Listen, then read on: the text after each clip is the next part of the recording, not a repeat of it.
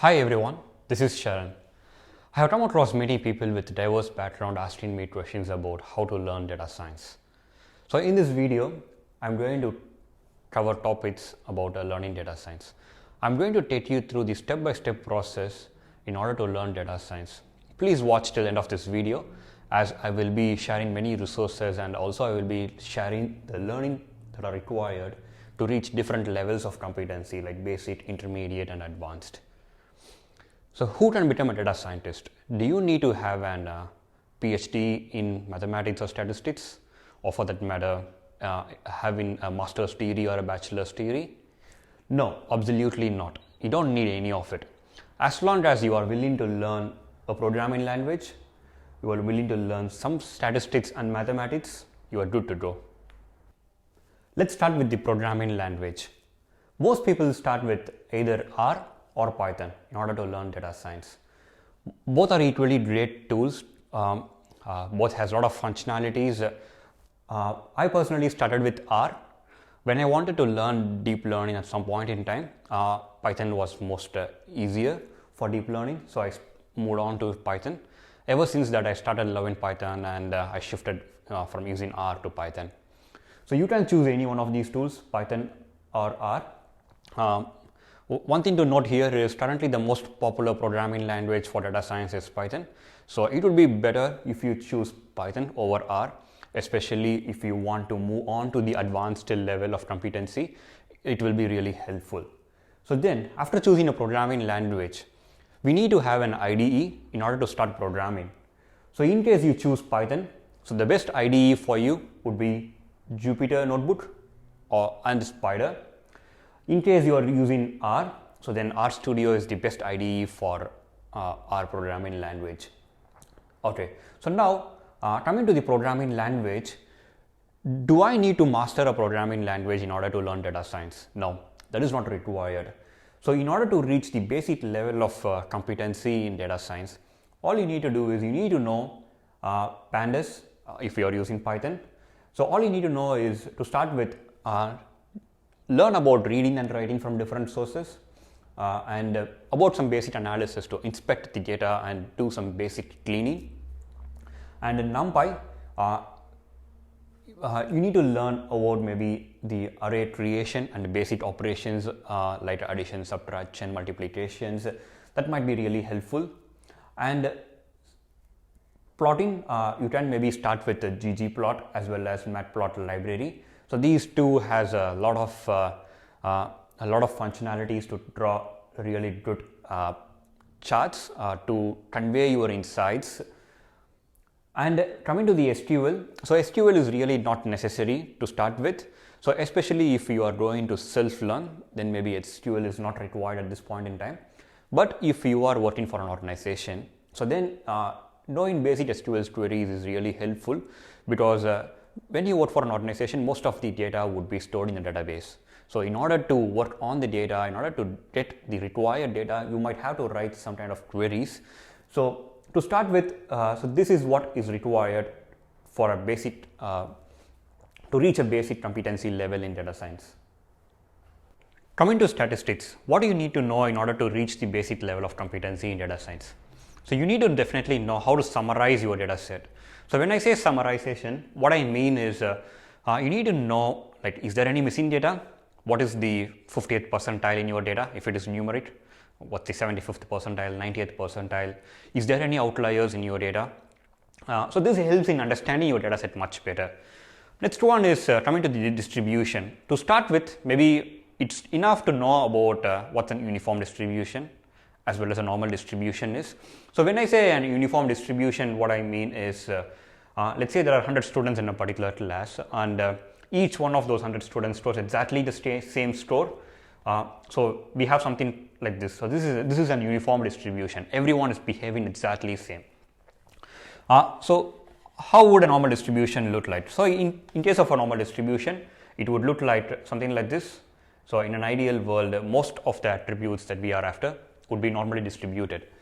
So it's not like everyone is not exactly same. There will be a peak and then there will be a negative side as well as a positive side. So that's about the distribution. So you need to know what these distributions are, how to get to know about all the distributions. So it helps in understanding your data better. So next is the covariance and correlation. So covariance and correlation helps in understanding the relationship between two attributes. Let's take correlation as an example. So let's take two attributes. This is the score a particular student is scoring, as well as this is the time spent in the social media. So let's say as the time spent, so here we start with 0 to 100, and here maybe we start with 1 hour to 40 hours. So with the increased time spent in the social media, let's say the score is really low, and with this lower the amount of time spent, let's say if the score of this particular student is increasing, so this is called as negative correlation. So as the time spent in the social media decreases, the score of a particular student increases. So the correlation function helps us in understanding these relationship, how much it is positively or negatively related with each other. So all these helps in understanding our data set better. So if you are interested to know how to use Python in order to get all these values for your data set, so I will tag one of my videos on the top, maybe have a look into it. So it's about using Python to explore your data and get all these values. Next is mathematics. So in order to reach the basic level of competency, so what we need to know in mathematics. So I would say maybe to start with a basic linear algebra, what's a loss function, and maybe regularization. So why we need algebra? So when we come to the machine learning, come to the predictive model, let's say linear regression or a logistic regression, what we are doing is we are ideally predicting the values by coming up with something equivalent to an equation. So let's say, so we are predicting y, so which is score of a particular student, and let's say the attributes are h1, which is time spent in the internet. So a is a coefficient for it. And then we have many other attributes like how much time the particular student is spent in playing, reading books, and so on. So each one of them are an independent variable like h1, h2, h3, and a, b, and c are the coefficient for each one of them. So it helps in understanding whether it is positively impacting or negatively impacting the output, which is the score, and finally a constant. So what we are doing is by predicting using a regression model, we are trying to come up with something like an equation like this, which helps in our prediction. So it is good to understand about a basic algebra. So it will help you in better understanding how the models are working. You can understand the output of the model, and it will be easier to understand the output of the model, like how it is working. So next one is the loss function. So when we are making a prediction, so it's really important to understand how good the model is performing or how bad the model is performing. So let's state an actual value and the predicted value. So let's state that the actual score of a particular student is 80, and the prediction that we made is, let's say, 70. So there are quite a few methods in order to understand the performance of this model. So we call it as mean absolute error, mean squared error, root mean squared error. So these methods helps us in understanding the performance of the model. So in this particular case, let's state the actual is 80, whereas the score that we predicted is 70. So what we say here is we say the mean absolute error is 10. So in case of mean squared error, what we do is we find the difference and we square it. So the mean squared error is 100. So in case of root mean squared error, we square it and then we again take the root of it. So in this case, it's again 10. So these are all the different techniques to measure the performance of the model. So that's called as the loss function. So there are like many more techniques and many more methods to calculate the performance of your model. So it's really important to know about all those functions, how it is working. So it will help you in optimizing your model. So then is the regularization. So regularization is a very interesting topic. So let's take a two-dimensional chart. So let's state that this is the score of a particular student. So when we are making the prediction based on the training data set, so this is the training data set. We use the training data set in order to train our model, and maybe when we are going to predict it on a test set, which is a subset of the data that we already have, let's say we are able to exactly predict the score of each and every student here. So here what we are doing is we are actually overfitting the model. We are able to come up with a prediction for a training data set, the data set that we already know much better. So when we use this particular model in an entirely new data where the score of the students are completely different, so then maybe the model is completely off the chart. It's performing very bad. So what we do using regularization is, by using regularization, we try to add a constant to it. So what we are trying to achieve is, we are trying to achieve some kind of a normalization. So instead of exactly predicting the same score, we are trying to add an error to it, and then we are trying to come up with a pattern like this. So what happens is there is some kind of an constant factor added into the model, and it helps in not overfitting into the training data set. So in order to avoid the overfitting and improve the performance of the model in the actual data set outside the data that we already have. So that's the regularization. So these are all the basic mathematics that would be really required or will be really helpful to better understand the mathematics behind your model and how to improve or optimize your model. So that's about the basic mathematics that would be required in order to reach the basic competency level in data science. Now, having learned programming language, basic statistics as well as basic mathematics, so now we are good to move into the machine learning. So now in order to reach here, so how much time would it require?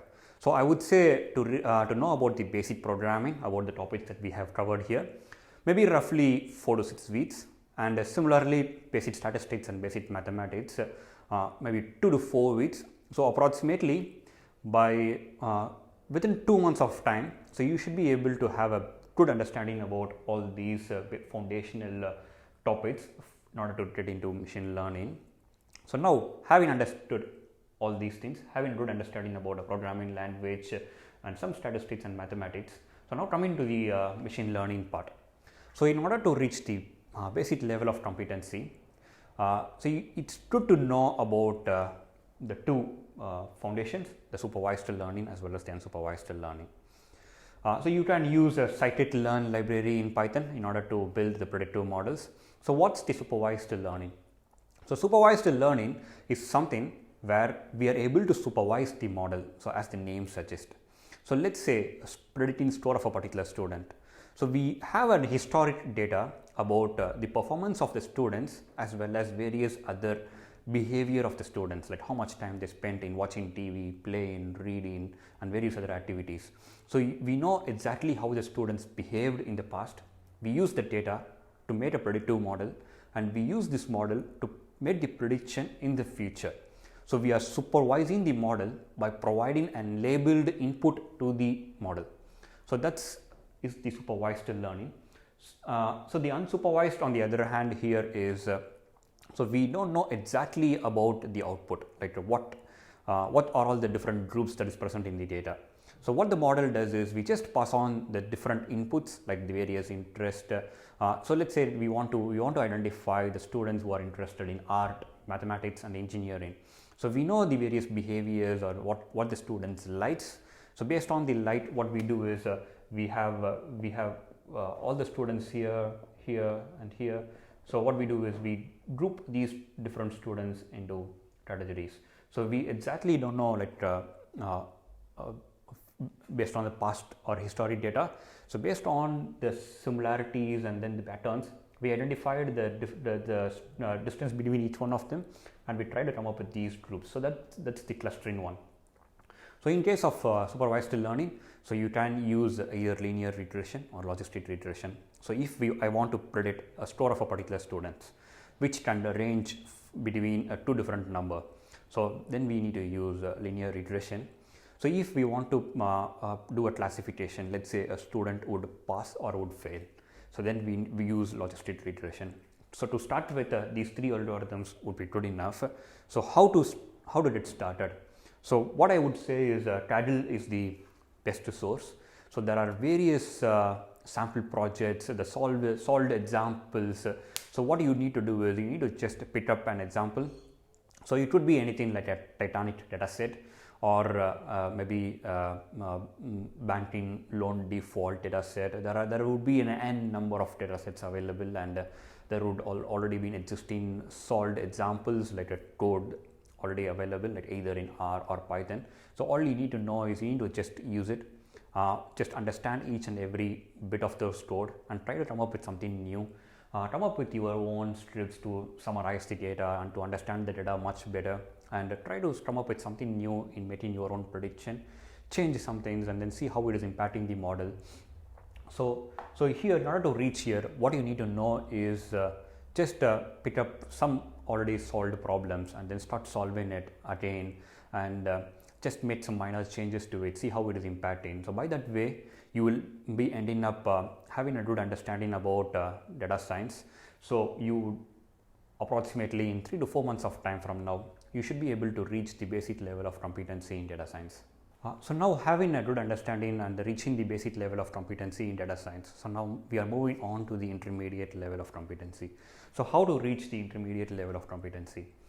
So the basic foundational blocks remain the same. What we are going to do is we are just going to learn much more deeper and more concepts in each one of them. For example, let's take Pandas as an example. So what we know so far is reading and writing, as well as doing the basic inspections, as well as data cleaning. So now we are going to learn more about how to join data from different sources using combined concatenation, using NumPy, and how to filter or sort the data. So this helps in understanding the data much more better, and would also help in in our data science problems. So in case of NumPy, like how to stack different matrices, how to split a large matrix into smaller matrices. In case of plotting, we move on to the more advanced level of plotting, like plotting multiple attributes and then seeing the relationship between them. And coming to SQL, so in order to reach the intermediate level, I would say it is really important to have a good knowledge about the SQL. So at this point in time, so it's not only the relational database that I am talking about. So once you have the knowledge about the structured query language, it's good to know and keep learning about new languages such as Hive, because your data can be stored anywhere. So especially if you are working for a company, so a lot of unstructured data would be in a big data. So it's really good to know how to write the Hive queries, which is very similar to SQL. So you need to keep learning, the foundations remain the same. What you need to do is you need to keep adding the plots and keep learning each one of them. So coming to the statistics, so far we know about the various descriptive and summarization about the data. So in order to reach the intermediate level, what we need to know is we need to know what's hypothesis testing, what's significance, what's the confidence interval, and then there are many statistics tests, for example t-test, z-test, f-test. So it's good to know about each one of them and when to use what. For example, I will show you an example. Like there are two students, student A and student B. So we know the score of these students for past 5 years, and we want to know whether one student is significantly different from other student. So what we do is we use something called as an t-test, two-sample t-test. So that helps in understanding whether there is any significant difference between student A and student B. So let's say now for student A, we introduced something new. So maybe the student A was shielded from the social media, whereas everything else was very similar for both of them. And then based on this score, we see whether there is any significant difference between student A and student B. So if there is any difference, so then it means that having introducing a change into one of the student, the score of them has been significantly changed. So this is really useful in real life problems. For example, in an e-commerce company or any company for that matter want to introduce a particular product, what they do is they divide the user base into two different groups, and they introduce this product into one group, and then they just don't introduce it to the other group, and then see if there is any significant difference between the behavior of these two different groups. So if there is any positive difference in the group where the product has been introduced, and if it is significant, which can be measured using the statistics test, so then maybe we can say the product has been successful. Otherwise, no, it needs to be removed, it needs to be scrapped off. So that's the use of statistics in real life problems. So it's good to learn about each one of them, and definitely at an intermediate level you need to know the knowledge about all of these and when to use what. Coming to mathematics, I would still say like maybe advanced algebra and integration differentiation would be required. So mathematics is something like I would still say like high school level of mathematics is enough. But as you come across something really new, it's better to learn the mathematics behind it. So it helps in understanding concepts such as gradient descent and so on. So it helps in understanding how the model works. Yeah. So coming to the machine learning part. So now we need to add more machine learning techniques and models into our knowledge base. So something like a dimensionality reduction. So let's say when we have thousands of attributes in our data set, so we can't use all of them in order to make the prediction. So we need to reduce it. So we use a technique called as dimensionality reduction, and other algorithms such as recommendation engine. So recommendation engines are very popular in Netflix, Amazon's. So it helps in coming up with new recommendations based on your past behavior as well as behavior of other similar users. And forecasting, so how to convert a data set into a time series data set and how to do the forecasting. So we need to keep adding new algorithms and new techniques into this list. So I would say in order to reach the intermediate level of data science, it would take maybe 6 months to 12 months. So how do we achieve like this level of competency? So now previously what we did was we used to pick up and solve the example in title, and we used to understand how it is working. But here what we need to do is we need to you need to participate in a lot of title competitions or other online competitions and explore what people are discussing in the social or in the public forums, and then you need to maybe read different sources or maybe use your knowledge base here in order to do your own improvements. Or otherwise what you can do is you can also pick up an hobby project, something like maybe a stock market prediction. So the data that you have is all available, so you can use scraping to just scrape all the data that is required and build your own forecasting model and see how it is behaving in a real life. So I would say like approximately 6 to 12 months would be required in order to reach the intermediate level of competency in data science. So if you are going to spend a lot more time, or if you have some background knowledge, like already existing knowledge here, so maybe you should be able to reach much faster to the intermediate level of competency. So as promised, coming to the most interesting part. So how do I learn about all these things? What are all the different resources that are already available? So for programming language, what I personally used was Python for data analysis. So this is a very interesting book. It starts from very basic concepts and then takes you through all the advanced concepts of using Python. For statistics, I would recommend Think Stats. So it's really a good book in order to understand how statistics is used in data science projects or data science problems. So for mathematics, definitely depending upon the requirement, when you come across something and you want to understand the mathematical concept behind it, I would say Khan Academy is really a good source for you to check it out. If you are more of an video person rather than a book person, what I will do is I will share some really interesting links to the courses for each one of them in the summary. You can check it out.